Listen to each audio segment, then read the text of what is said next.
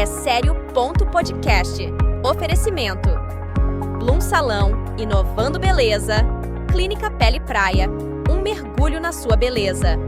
E Prefeitura Municipal de Maceió, cidade de todos nós. Maceió tá mudando. A Prefeitura investiu R$1 bilhão em ações por toda a cidade. Estamos construindo uma história diferente para muita gente. Seu Cícero tá só alegria. O Corujão da Saúde ampliou o horário no postinho. O médico até receitou que ele use o domingo livre para pegar uma praia. E o Brota na Grota? É o maior programa de inclusão social do Brasil. Gessivaldo agora controla melhor a pressão. E a filha Jamiele tá orgulhosa. A história de Maceió tá mudando e todos fazem parte dela. Prefeitura de Maceió, cidade de todos nós. Oi, tudo bem com vocês? Hora de mais um episódio aqui no Sério.podcast e muito obrigada pelo carinho da sua audiência. Eu peço que você compartilhe o nosso conteúdo. Perdeu algum episódio? Vai aí, na barra de rolagens, tem muito assunto interessante que eu tenho colocado aqui para vocês toda semana. E se você ainda não segue o nosso canal no YouTube, aproveita agora e compartilha também. E outro recadinho que eu gosto muito de dar aqui é que tem gente que ainda está acostumado a acompanhar o podcast pelo Spotify, né? Só ouvindo. Mas o Spotify agora você também pode assistir aos nossos episódios. Isso é muito bacana. Por isso que eu peço a você que siga a gente nas plataformas de podcast, tá bom? Gente, o assunto de hoje aqui no nosso podcast eu digo que é de utilidade pública. E é um assunto que é extremamente emocionante pela causa, né, que traz. Trata-se do caso da pequena Maria Helena, que está prestes a completar 2 aninhos de idade e tem uma doença rara. E ela precisa de um medicamento que, pasmem, custa quase 7 milhões de reais. Esse medicamento ele deve ser fornecido pelo Sistema Único de Saúde. Só que uma ação judicial ainda impede que esse medicamento chegue até ela. E sobre esse assunto eu converso aqui com o Natan Moreira, que é o advogado que está à frente do caso da Maria Helena. Oi, Natan, prazer em recebê-lo. Oi, Fabiola, muito prazer estar aqui. A gente tem se emocionado bastante com o depoimento da Daíse, né, que é a mãe da pequena Maria Helena. Sempre que ela fala, é um caso que pegou a gente meio que de surpresa, porque o prazo está vencendo, né? A situação ainda não foi resolvida e a gente queria entender um pouquinho o que é essa situação da pequena Maria Helena para quem ainda não está acompanhando. Fabiola, a Maria Helena, ela é portadora de uma doença rara, a AME, né, famosa AME. E essa doença, ela afeta o neurônio motor da Maria Helena. À medida em que a Maria Helena vai crescendo, vai se desenvolvendo, ela vai perdendo algumas habilidades, principalmente habilidades para caminhar, habilidades para deglutir, habilidades para respirar. E a Maria Helena descobriu isso por volta de 1 ano e 3 meses, a família dela. Quando ela era bebê, ela engatinhava, ela foi crescendo, ela começava já a se sustentar sobre as pernas. E do nada, ela começou a não conseguir mais, ela começou a regredir. Não conseguia mais engatear bem, não conseguia mais ficar em pé. E aí começou aquela luta dos pais no SUS, que não tem plano de saúde, para fazer o diagnóstico. Primeira médica que eles procuraram disse que era normal, mas evidentemente não era normal. E aí a segunda médica que eles foram já agendou vários exames, e aí diante de um exame genético eles descobriram que a Maria Helena é portadora de AME, atrofia muscular espinhal. A partir daí foi uma via sacra para a família.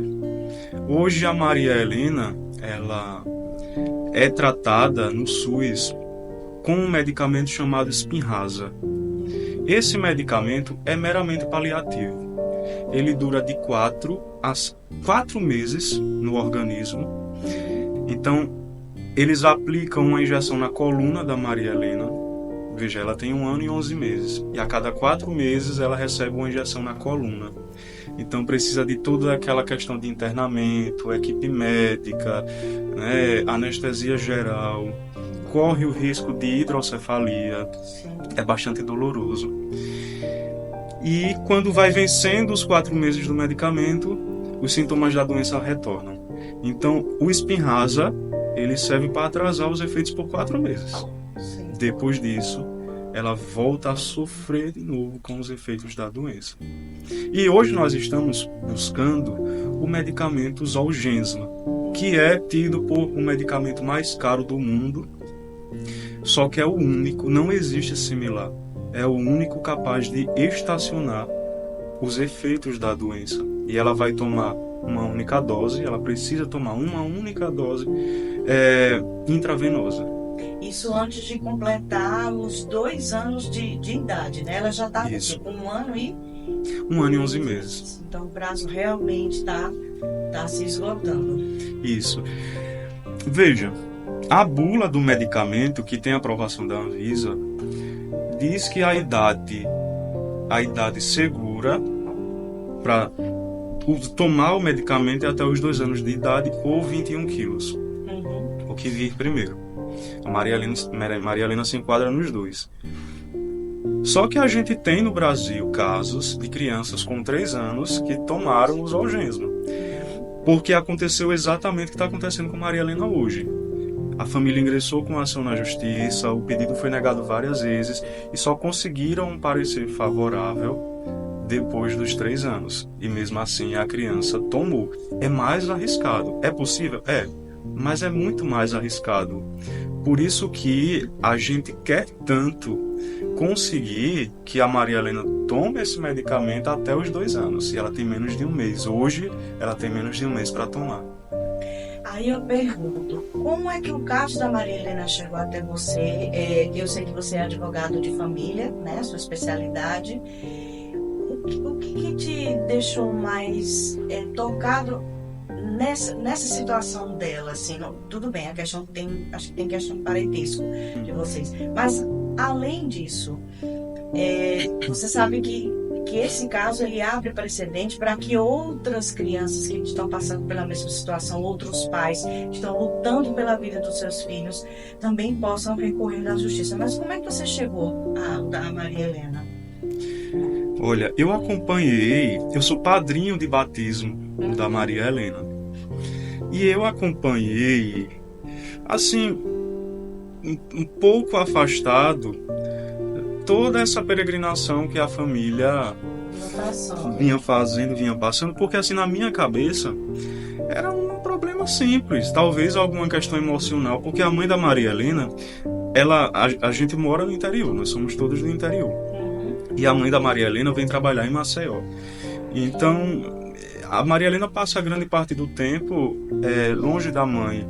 E eu imaginei, talvez isso seja a ausência da mãe aos fins de semana, alguma coisa mais de birra. Eu imaginei isso. Ela parou de andar.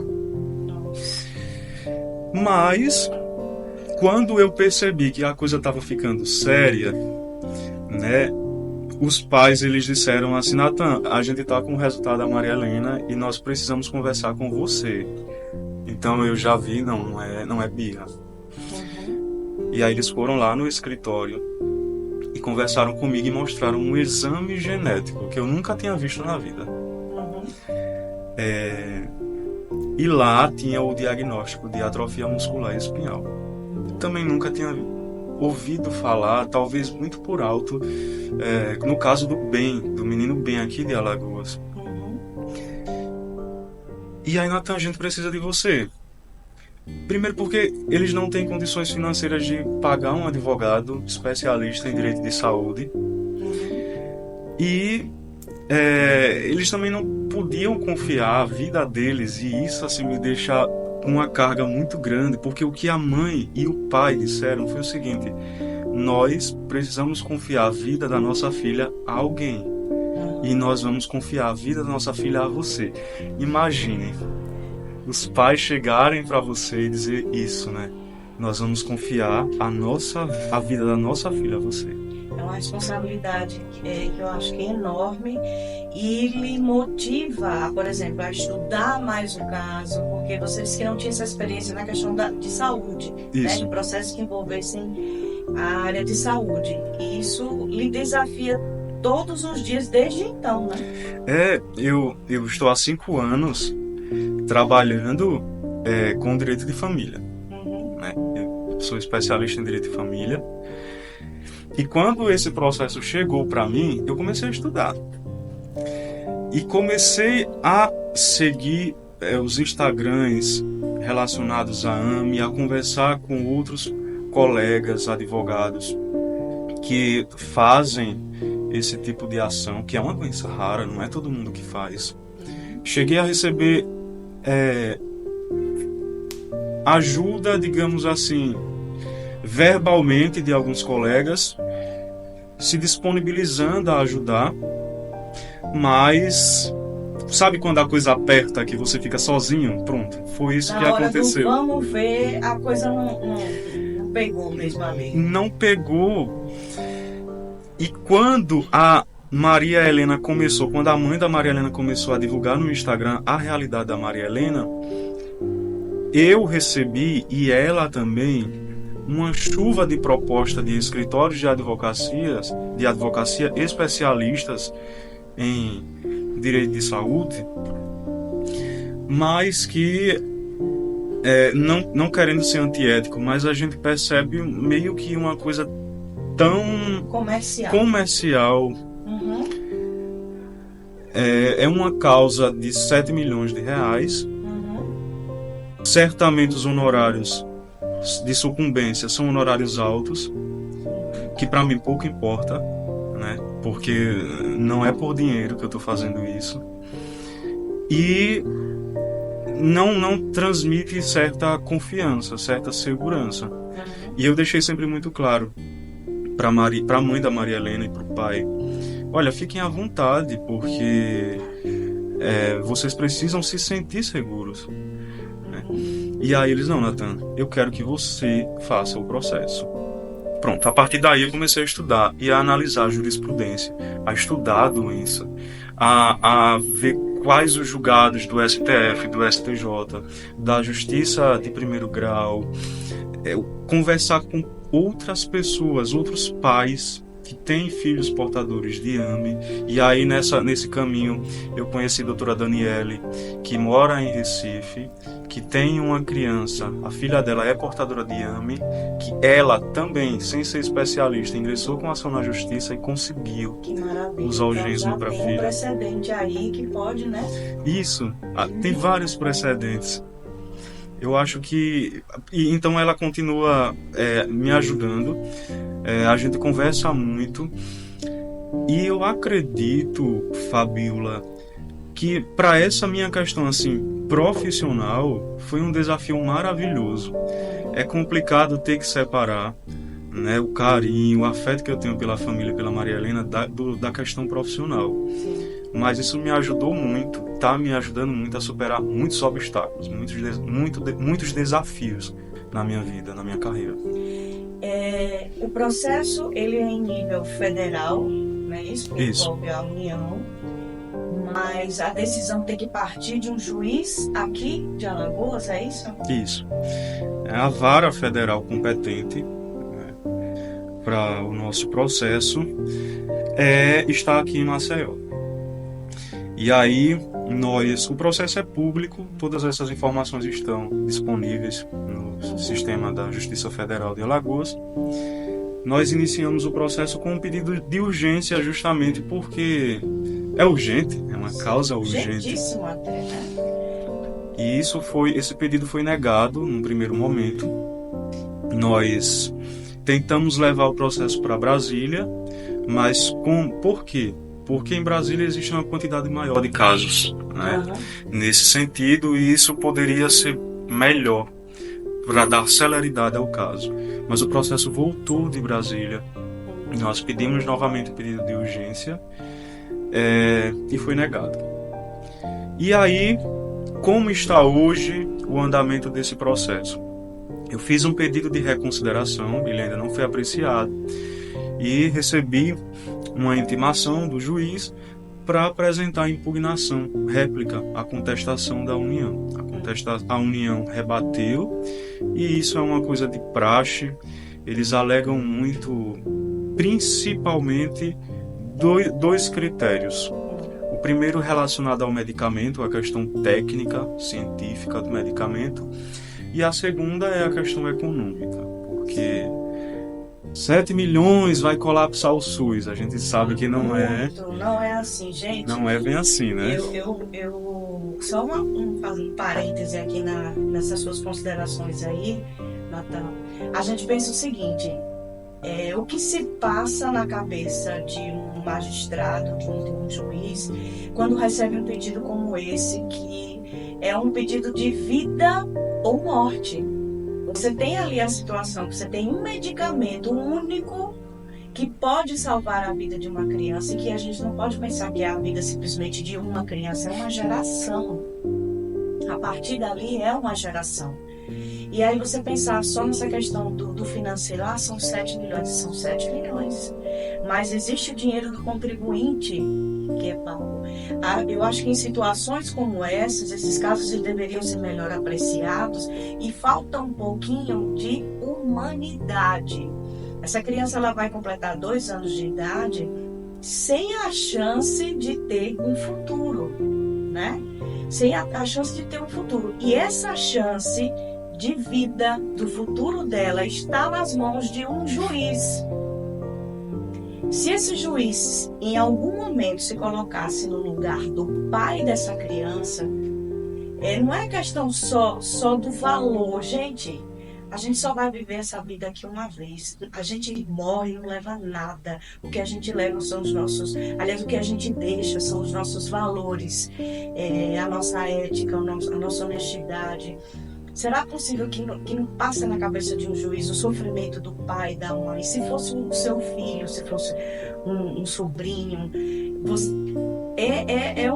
uma situação muito complicada. Isso mexe muito comigo, assim, por eu ter um filho.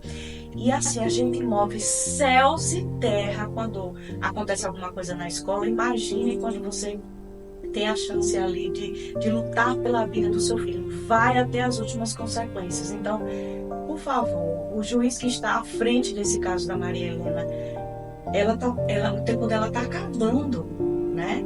Ela está com 11 meses e... 1 ano e 11 meses. 1 ano e 11 meses. Está prestes a completar 2 anos, que é o prazo que a medicação dá muito mais efeito. Se só tem essa, existem outros precedentes. Pelo amor de Deus, cadê a humanidade, né, Natan? É um dos argumentos do SUS para que eles neguem isso, né? Porque eu acredito, Fabiola, que esse assunto ele deve ser muito mais discutido pelos nossos parlamentares. Olha, na semana passada, o vereador Leonardo Dias, ele conseguiu levar a pauta da Maria Helena para o Senado. Sim, brilhantemente. Fez essa explanação do caso da Maria Helena lá. E lá em Brasília, inclusive, já tem jurisprudência a respeito do caso, né? Muitas. Na verdade, no Brasil inteiro. Pois é. E o Leonardo, ele falou sobre o caso de Maria Helena. E isso foi muito importante porque eles estavam discutindo as doenças raras. Só que a questão da atrofia muscular espinhal, por tudo aquilo que eu tenho visto no processo, ela não pode ser tratada na justiça. A família que tem um filho portador de AME não deve, para conseguir os Zolgensma, não deve buscar a justiça. Isso precisa ser uma questão de legislação. O acesso aos Zolgensma precisa ser visto pelos senadores, pelos deputados, pelos nossos legisladores. Até porque não é uma questão de uma doença que você tenha muito tempo, né? Você tem tempo sim, mas muito pouco para que possa se tratar, né? Então, você imagina um processo que vai para a justiça, daqui que volte, que tenha uma decisão, a criança já faleceu. E deve ter casos assim. Sim. Olha, a gente juntou no processo casos de crianças que fizeram o tratamento recomendável pelo SUS, com o Spinraza, que é o medicamento que hoje ela toma. Que é o paliativo. O paliativo. E o SUS diz, não, o Spinraza é um medicamento excelente, é um medicamento ótimo. Beleza, ele ajuda. Mas não resolve. Mas várias crianças morreram tomando Spinraza a cada 4 meses. E é isso que a gente tem que deixar claro para quem vai definir isso aí. Olha, a vida dessa criança está nas suas mãos. Está nas mãos desse juiz aqui de Alagoas. Será que a gente pode citar o nome do juiz? É porque o processo é público. É público. Qual é o nome do juiz? Gustavo Mendonça. Doutor Gustavo, excelência, a gente faz esse pedido aqui encarecidamente. Olha esse processo. O tempo está passando, a vida dessa criança está nas mãos do Senhor, né? Está nas mãos do Senhor Deus, mas está nas mãos suas aqui, que Deus lhe deu a capacidade de legislar, ou de decidir, né? De chegar até a sua formação, de que o Senhor possa julgar esse processo. E como já existem processos parecidos, tenta analisar isso com muito carinho, com muito cuidado. Claro que tudo dentro da lei, do que é possível, mas a gente faz esse apelo aqui. Eu, como mãe, assim, olha que eu não conheço Maria Helena pessoalmente, mas a gente já se emociona com essa situação, porque imagine que é de outras centenas de pais ou milhares de pais, a gente não tem conhecimento, mas a gente se colocar no lugar do outro, eu acho que isso ajuda muito, né? Conversando com o magistrado, eu percebi que ele tem sido muito prudente. Primeiro porque a doença é uma doença rara, não é uma doença do dia a dia, um pedido de cirurgia de apendicite. E ele utilizou, em todos os processos que eu vi, ele seguiu essa mesma praxe. Dá um despacho determinando a intimação do NATJUIZ. O NATJUIZ é um órgão de apoio do Poder Judiciário com médicos conceituados do Brasil inteiro. E aí, depois de 5 dias aproximadamente, o NATJUIZ já responde. Diante dos documentos que estão nos autos, ele vai dizer, aqueles médicos vão dizer se aconselham ou não o fornecimento do medicamento. Algumas equipes do NATJUIZ, né, fazem um parecer favorável, outras fazem um parecer desfavorável. No caso de Maria Helena, o NATJUIZ fez um parecer desfavorável e o juiz seguiu o entendimento do NATJUIZ, né? É por isso que eu digo o seguinte: esse processo, esse tipo de assunto, ele não deve ser um assunto em que a pessoa que precisa do remédio precisa ir à justiça, porque o juiz não é médico. O juiz não entende de medicina. Então o juiz ele vai observar o que os médicos falam. Se ele consultou médicos que são desfavoráveis, obviamente a tendência é que ele negue o pedido. Por isso que todo mundo que possui AME precisa ter acesso ao direito diretamente pelo SUS, né? Sem necessidade de ir ao Poder Judiciário. Porque o que é que o SUS fala? O que é que o Ministério da Saúde fala para negar um medicamento para uma criança que está morrendo? 2 quesitos que eu comecei a falar um pouco atrás e não concluí. Primeiro, um técnico científico e o segundo, o econômico. Qual é esse técnico científico? Eles só fornecem o Zolgensma. Ele só fornece o Zolgensma para crianças com até 6 meses de idade com AME tipo 1. Só que a Anvisa autorizou o fornecimento do Zolgensma no Brasil para crianças de até 2 anos de idade com AME tipo 1 e AME tipo 2. Então você pergunta, Nathan, se a Anvisa autorizou para esse tanto de gente, por que é que o SUS só permite para crianças de até 6 meses de idade e que só tem a AME tipo 1? Pelo fator econômico. Exatamente. Para restringir o acesso. Parece uma coisa desumana, né? E de fato. Será que a vida de uma criança que tem AME tipo 2 vale menos? Porque quem tem tipo do que da criança que tem AMI tipo 1, será que a vida de uma criança que tem qualquer tipo de AMI, mas que tem 7 meses de idade, vale menos do que aquela que tem 6 meses? Porque pra gente chegar, vamos combinar, Fabíola, pra gente chegar num diagnóstico em menos de 6 meses, para conseguir acesso ao medicamento diretamente pelo SUS é complicado, né? Se a gente vai fazer um hemograma pelo SUS, o resultado do exame chega em meses, então você imagina um exame genético, né? Para que a criança, a família da criança, ela vai observar os sintomas, que muitas vezes não são precoces, como Maria Helena já surgiu com 1 ano e 3 meses. Graduais, né? Então vai observar os sintomas, vai para um clínico geral no postinho e o médico do postinho vai ter que encaminhar para um especialista, para um pediatra, e o pediatra vai encaminhar para um médico especialista nesse tipo de doença. Daqui que o diagnóstico feche, acabou o tempo. Em Brasília, semana passada, salvo engano, eles incluíram no teste do pezinho para identificar o gene lá portador da AMI. Então a criança, quando ela nasce, faz o teste do pezinho. Ali já pode se observar se ela pode ou não desenvolver AMI. Já foi um progresso, né? Isso pode ser utilizado no Brasil inteiro, mas não é uma realidade do Brasil. Então, ao meu ver, o que se precisa fazer é abrir isso, né, para crianças de até 2 anos de idade com AMI tipo 1 e AMI tipo 2. E o segundo fator, o fator econômico. São 7 milhões de reais. Olha, 7 milhões de reais para a gente é muita coisa. Mas para a União é o dinheiro do troco, literalmente. A gente vê tanto gasto desnecessário com viagens, com assessores disso, assessores daquilo, pagamento de uma frota inteira, compra de coisas desnecessárias.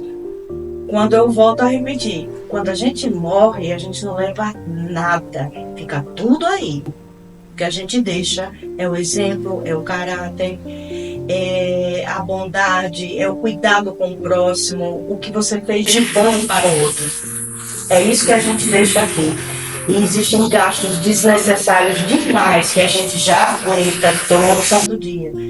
E o que é 7 milhões para a União? Salvo engano, o presidente gastou muito mais com viagens, travesseiros de pena de ganso. Exatamente. Eu não tenho o número exato, mas foi isso. Que a gente pensa, meu Deus, a gente está perdendo a humanidade. A humanidade está perdendo a humanidade. Quando a gente vê uma situação como essa, é isso que a gente começa a pensar mesmo. Assim, eu, sinceramente, não sei por que essas pessoas estão lá, têm o poder da caneta na mão e usam para o lado ruim.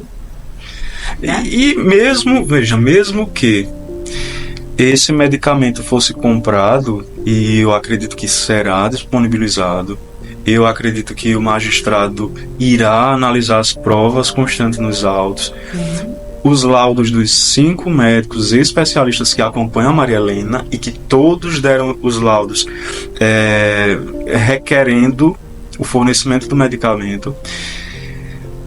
Quando a União fizer a compra, a União não vai pagar de uma vez só o medicamento. A União vai dividir em parcelas anuais. Então, será uma parcela por ano, Fabíola. O que torna mais possível ainda, né? E, além disso, se por acaso não houver o resultado esperado, a União está autorizada a cancelar o pagamento das parcelas restantes. É um risco quase zero para a União. Então, se a criança não melhorar, por exemplo, a União cancela os pagamentos. Se a criança, por acaso, piorar, a União cancela os pagamentos. Então, é realmente um risco quase zero para a União.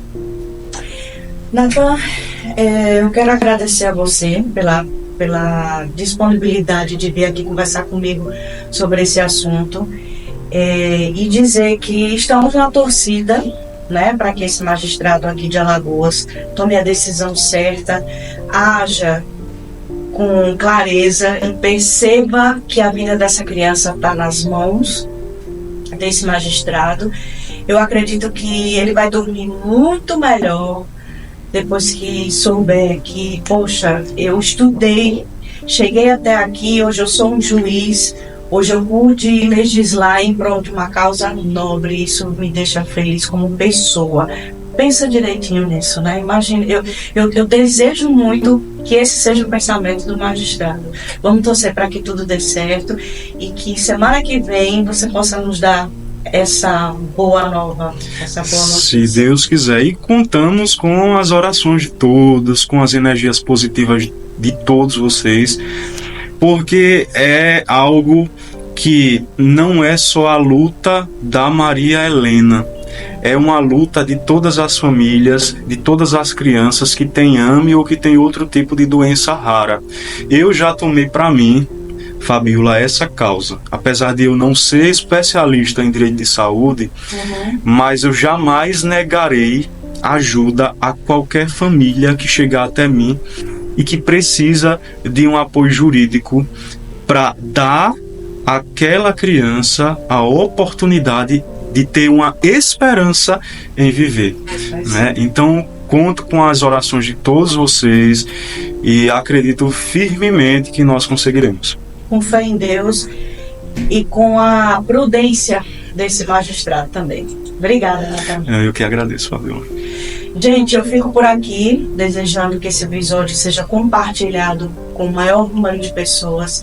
Obrigada por assistir, por conhecer um pouquinho a história da Maria Helena e vamos torcer, né? Para que a gente tenha uma boa notícia nos próximos dias. Desde já, um beijo grande e a gente volta a se encontrar no próximo episódio do É Sério Podcast. Até lá!